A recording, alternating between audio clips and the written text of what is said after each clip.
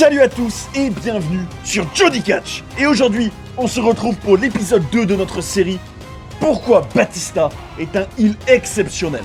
Dans l'épisode précédent, que je vous invite à aller voir si ce n'est pas déjà fait, on avait vu comment, à partir de l'automne 2009, l'animal incarnait pour la première fois de sa carrière en solo un méchant, après un segment d'anthologie avec Rey Mysterio.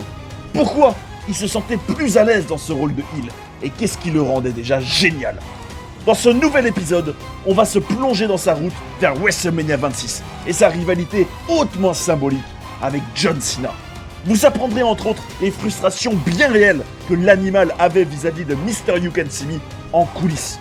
Pourquoi Batista détestait cette nouvelle ère plus grand public vers laquelle la compagnie allait et comment cette affiche entre les deux hommes symbolisait en réalité une bataille entre deux visions du business. Vous êtes bien sur Johnny Catch. Pourquoi Batista est un heel exceptionnel, épisode 2, c'est parti.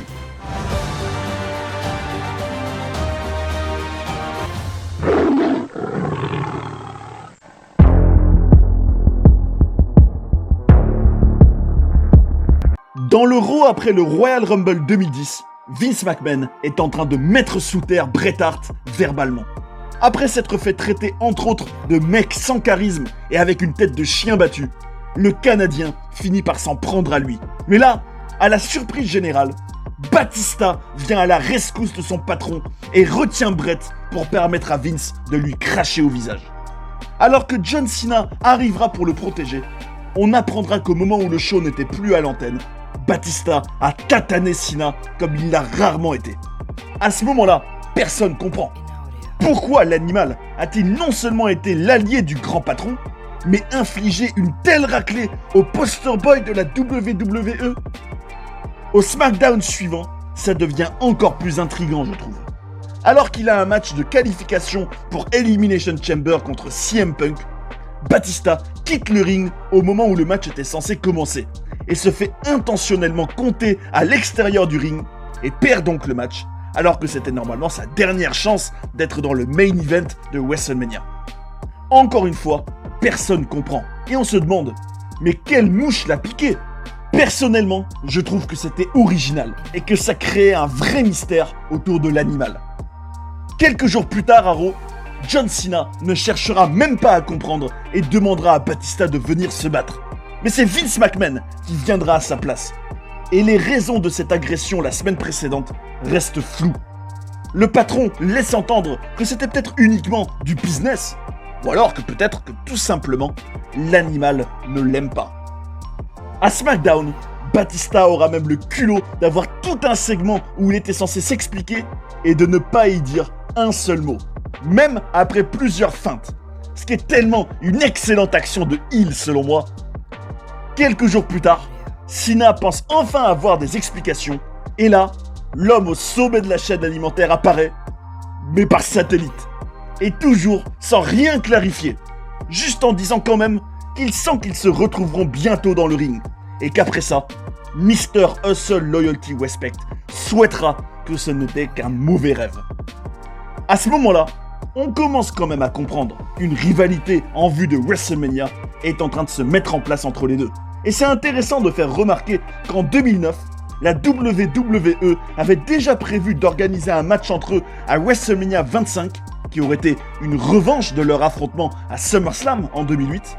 Un match où, par ailleurs, Batista avait gagné et où Cena s'était blessé. Mais c'était tombé à l'eau quand l'animal s'est lui aussi blessé pour plusieurs mois fin 2008. Et ça avait donc été annulé. Je profite de l'occasion pour dire que je déteste le t-shirt orange de John Cena. Et que c'est peut-être son t-shirt qui représente le plus le Cena puéril, qui en fait des caisses, qui veut que tout le monde l'aime et battre tout le monde. Alors que jusqu'à cette époque, il avait toujours eu des habits aux couleurs plutôt sobres, plus adultes on va dire. C'est l'antithèse d'un Batista qui dans ce segment avait un beau polo et avait une dégaine crédible et classe. Tout ce build-up progressif entre l'excellent heel Batista et le babyface Cena va prendre une autre ampleur le 21 février 2010 au pay-per-view Elimination Chamber. Pour l'anecdote, c'est d'ailleurs le premier show de l'histoire à s'intituler comme ça, puisque les éditions précédentes, ça s'appelait encore No Way Out. Ce jour-là, Super Cena est dans le Chamber Match et redevient champion WWE après avoir quand même fait tap out Triple H. Et là, on va vivre une situation qui rappelle le show New Year's Revolution en janvier 2006, où Cena gagne aussi le Elimination Chamber en terminant épuisé et où Vince McMahon annonce que Edge va faire son cash-in et finalement profiter de ce moment de faiblesse pour lui prendre le titre. Là aussi, en 2010, Vince McMahon débarque pour gâcher le moment de Cena et annoncer qu'il va tout de suite défendre son titre. Et là, boum, Batista débarque en étant déterminé et sérieux comme j'aime. Dans ce match très court qu'ils vont avoir, j'ai été impressionné par la puissance incroyable de son spear, puis de sa Batista bombe, par la rage qu'on ressent chez l'animal. Et j'avoue aussi, quel bonheur de voir cette version-là de Cena se faire tataner. Je trouve également que l'image de Mr. You Can See Me qui tend sa main vers le logo de WrestleMania, c'était pas mal symboliquement. En tout cas, désormais, le top heel Batista, qui depuis plusieurs mois se présentait lui-même comme la grande superstar de la compagnie qui était capable de détruire n'importe qui, était maintenant plus que jamais au sommet de la chaîne alimentaire, c'est le cas de le dire. Le lendemain, à Raw, Vince McMahon va expliquer à John Cena qu'il avait un arrangement avec Batista. Si ce dernier l'aidait à humilier Bret Hart, il aurait droit à un match pour le titre où et quand il voulait. C'était purement du business. Et il en rajoute même une couche. La dernière chance pour Cena pour défier Batista à WrestleMania 26 sera le même soir dans le main event du show où il va devoir gagner contre nul autre que Batista lui-même. À ce moment-là, je m'attendais à un vrai match, mais je suis tombé de l'armoire quand plus tard dans ce Raw, Batista va direct lui mettre un low blow pour se faire disqualifier et laisser la victoire à Cena pour pouvoir l'affronter au showcase des Immortels. Mais surtout, une nouvelle fois, le massacrer. Ce que je trouve vraiment super dans ce segment, c'est qu'il y a certes une tactique de roublard avec ce low blow, mais pour autant, c'est pas un heel qui a peur ou qui fuit le conflit physique. Au contraire, Batista, dans cette storyline, semble déterminé à faire souffrir son rival. Il est puissant. Une semaine plus tard, on va avoir, et j'ai pas peur de le dire, la meilleure promo de la carrière de Batista. Après que Cena l'ait réclamé, il va enfin nous donner son explication sur tout ce qu'il lui a infligé depuis des semaines. En termes de classe, de charisme, de virilité et d'intensité, c'est peut-être même une des meilleures de l'histoire de la WWE et clairement un des moments iconiques de la période en tant que heel de Batista. Voici un extrait de cette promo incroyable. Tu veux savoir pourquoi je t'ai démoli la semaine dernière ? C'est parce que je veux t'affronter à WrestleMania. On a tous les deux commencé dans la WWE en même temps. Notre route vers le sommet a été quasiment identique, même si je suis fier de dire qu'on pourrait pas être plus différents l'un de l'autre. Je pense qu'on peut dire que toi et moi, on est les deux plus grandes superstars depuis l'Attitude Era. On a tous les deux gagné nos titres à WrestleMania 21 et on s'est plus arrêté. Mais pour une raison incompréhensible, cette compagnie a décidé de faire de toi la mascotte. John Cena, le visage de la WWE. Des titres, des couvertures de magazines, des publicités, des films. Va savoir pourquoi le flambeau de Stone Cold Steve Austin a été transmis à toi. Alors que ça aurait dû être moi. Je devrais être le visage de la WWE. Je suis la plus grande star de cette compagnie. Je te supporte pas. Contrairement à toi, je m'en fiche de ces fans. Je suis là pour gagner de l'argent. Je suis là pour gagner des titres. Je ne suis pas là pour ces gens. Alors vas-y, continue à faire des bisous à des bébés et à faire des câlins à des filles grosses, pendant que moi, je serai dans une salle de sport en train de m'entraîner pour te massacrer à WrestleMania. Tout ce que tu fais, c'est de rendre ces gens enthousiastes. Tu fais que aboyer. Alors vas-y, sors-nous une de tes catchphrases. Dis quelque chose d'inspirant, John. Tu ne peux pas me battre, John. Et au fond de toi, tu le sais. C'est rarissime, mais Cena n'a rien à répondre. On peut dire que son bec est cloué. Et ce qui est encore plus excellent dans cette promo, c'est qu'elle est teintée de réel. C'est vraiment pas une exagération de dire que l'animal y a exprimé son ressenti sincère, puisqu'il a dit un jour dans une interview où il parlait de sa vision de son travail de catcheur: j'aimais juste divertir les fans. J'aimais le catch. Je ne voulais pas leur vendre des t-shirts bon marché. Je ne venais pas avec 25 bracelets et un t-shirt différent chaque semaine à leur faire acheter. Bien évidemment, c'est une pique directe à John Cena et tous ses produits dérivés de toutes les couleurs. Il a même été jusqu'à dire, une fois, que Cena est un de ces babyface qui lèchent les fesses de tout le monde, ce que lui ne pourrait jamais faire.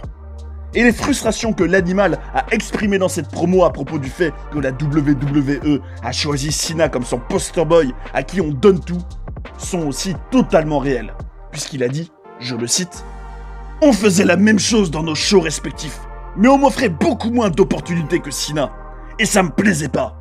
Ça me semblait injuste que moi, j'étais là à me donner corps et âme pour faire ces shows, pendant que lui faisait des films et recevait une grosse somme d'argent pour ça.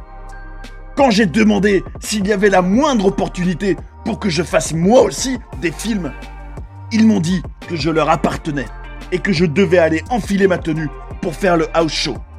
C'était injuste financièrement vis-à-vis de moi. Quand on sait tout ça, on regarde forcément cette storyline autrement et on peut même voir le heel Batista comme l'opposant idéal à l'hégémonie de John Cena sur la WWE. Dans le Raw du 8 mars 2010 en tout cas, la domination de Batista va continuer. Et cette fois-ci, c'est dans un handicap gauntlet match entre Vince McMahon et Cena, où il finit par être la dernière superstar qui vient pour le détruire. Et une fois de plus, ça se termine par un animal surpuissant qui met Cena à terre. À ce moment-là, on peut vraiment se demander, est-ce que Mr. You Can See Me a déjà eu une storyline dans laquelle il a autant été dominé en se faisant défoncer à chaque interaction avec son rival? Tout ce build-up va se conclure par une dernière promo que j'adore dans le Raw avant WrestleMania. Une nouvelle fois, Batista va nous livrer une masterclass de promo de heel et on peut souligner encore une fois sa classe. En le voyant, je me dis tout de suite, waouh, quelle star! Au niveau du contenu, c'est super qu'il y mette en avant l'idée que Cena ne l'a jamais battu et que Batista est un peu son John le Rouge, pour faire un clin d'œil à la série Mentaliste, puisque le leader de la C-Nation s'est même blessé contre lui à SummerSlam en 2008. À chaque fois qu'il se croise dans le ring, il arrive des mauvaises choses à Cena. N'oublions pas d'ailleurs que dès le Royal Rumble 2005, l'animal était sorti victorieux face à lui. Dans cette promo, un autre élément génial, c'est qu'il se moque de Cena en disant qu'il vient tout le temps hyper tout le monde en étant hypocrite et puéril. Lui, au contraire, est honnête et ne cherche pas à se faire aimer. Il dit que quand il regarde le public, il ne voit pas des fans, mais de l'argent. Et encore plus les gros qui ont payé pour 2 places, qu'il remercie. Il sort aussi la phrase « Vous payez pour voir de la grandeur ». Quelque chose que vous ne serez jamais. Et ça peut nous faire poser une question. N'est-ce pas la réalité du catch? Regardez une superstar comme Batista qui est larger than life et qu'on voit pas tous les jours? Ou est-ce que c'est plutôt l'idée de regarder et aimer des gars qui sont comme nous? D'ailleurs, quand Cena débarque et vient resservir sa même soupe habituelle, ils vont avoir un échange très court mais drôle qui alimente ce débat. D'abord, Batista dit à Cena qu'il est un loser comme tous ces gens dans le public. Cena lui répond que c'est la première chose qu'il dit depuis des semaines qui a du sens. Et là, Batista répond que t'es un loser. Et Cena finit par dire non, que je suis comme ces gens. L'animal ira même jusqu'à le traiter de création corporate, ce qui est quand même osé, je trouve. Et ça fait réaliser toute la symbolique qu'il y a en réalité derrière ce match à venir à WrestleMania, quand on tient compte de la vraie vie. Batista a déjà dit en interview qu'il détestait ce que la WWE devenait dès cette époque, à savoir un produit PJ, tout public, familial, politiquement correct. Il a déclaré une fois « Je ne reconnais plus ce business. Je ne fais pas du catch PJ. » Et là, il se retrouve face à la mascotte absolue de la PJRA, John Cena. L'animal a aussi dit à propos de cette évolution du business: avec l'ère PJ, j'avais l'impression que la compagnie allait à l'opposé de tout ce que notre business a toujours été. Qu'elle le tuait. Le produit n'est plus aussi bon qu'il l'était avant. À l'époque, les catcheurs, c'était des rockstars. C'était des vrais performeurs. Et chacun était intéressant. Il y avait des individus différents. Je pense qu'on peut clairement dire que Cena était l'opposé d'une rockstar. C'était l'incarnation absolue du politiquement correct, d'un personnage qui ne fait pas de vagues, qui fait tout pour qu'on l'aime. On peut dire qu'il est mainstream et grand public. La preuve, c'est que dans les arènes, ses plus grands fans sont souvent les enfants. Batista, lui, est loin de tout ça. Il dit par exemple: moi, j'ai toujours aimé l'art du catch. J'aimais l'idée de raconter des histoires et j'aimais la violence. C'est ça le catch que j'ai toujours connu. Quand on prend conscience de tout ça, des différences bien réelles entre Batista et Cena, on peut penser que leur match à WrestleMania personnifie peut-être le dernier affrontement entre la vision du catch plus old school de l'Attitude Era, incarnée par Batista, et celle plus moderne de la PJ Era, dont Cena est le porte-étendard. C'est vraiment une guerre entre deux écoles, à mon humble avis. À ce moment-là, on arrive enfin à ce clash des titans à WrestleMania 26, à cette bataille entre les deux superstars de l'ère de la Ruthless Aggression. Dès la promo d'avant-match que je trouve épique, on ressent ce contraste entre les deux. D'un côté, le pur babyface de l'époque PJ, qui est le poster boy, lisse, le gendre idéal en quelque sorte. De l'autre, le heel plus badass, plus proche de l'Attitude Era, plus old school et sulfureux. Tout ça se passe dans une arène grandiloquente, avec un stage pyramidal à la hauteur d'une telle affiche. Tout comme les présentations de l'excellent Justin Roberts et le commentateur Michael Cole, qui rappelle tout l'historique entre les deux hommes depuis le Royal Rumble 2005. Je regrette juste qu'au niveau de la tenue de Batista, il y ait du vert sur son slip au lieu d'un gris argenté qui aurait été plus cohérent avec le reste de son look selon moi. En tout cas, on peut clairement voir qu'on a une opposition entre d'un côté un homme badass et tatoué et de l'autre un profil qui passe partout, lisse. Le match en lui-même va durer 13 minutes et à mes yeux, il n'est pas à la hauteur d'une telle affiche. Déjà, le public n'était pas assez vivant je trouve, et puis surtout, il y a ce qu'on pourrait appeler le finish de la honte. Alors qu'il n'y a même pas eu de match intense, Cena gagne en forçant Batista à abandonner, ce qui est scandaleux de mon point de vue. Et c'est vraiment un fiasco, parce que ça crée même pas un WrestleMania moment historique, puisque le public ne le vit pas du tout à fond. C'est une situation qui rappelle un Roman Reigns à WrestleMania 32, où la WWE fait tout pour créer une communion avec les fans, en faisant gagner leur babyface corporate, mais où la sauce ne prend pas. Rien ne résumera mieux ce match que la fameuse image de Cena qui pose avec ses haters, en mode troll, et qui est un symbole d'une époque où c'est à lui qu'on donne tout, quitte à mettre à bout un grand nombre de fans. Alors après ça, on peut se demander pourquoi l'excellent heel Batista a été enterré de cette façon-là à WrestleMania. Est-ce que c'est une punition ou d'une manière ou d'une autre liée à la vraie vie et l'avenir? Est-ce qu'il va au moins y avoir une revanche? Ce qui est sûr, c'est que pendant toute cette route vers WrestleMania, l'animal aura à la fois été surpuissant, divertissant, mais aussi comme le dernier représentant en quelque sorte d'une école du catch qui était vouée à disparaître. Dans le prochain épisode, on verra entre autres si Batista a pu prendre sa revanche sur Cena dans un match digne de cette affiche, ou pas.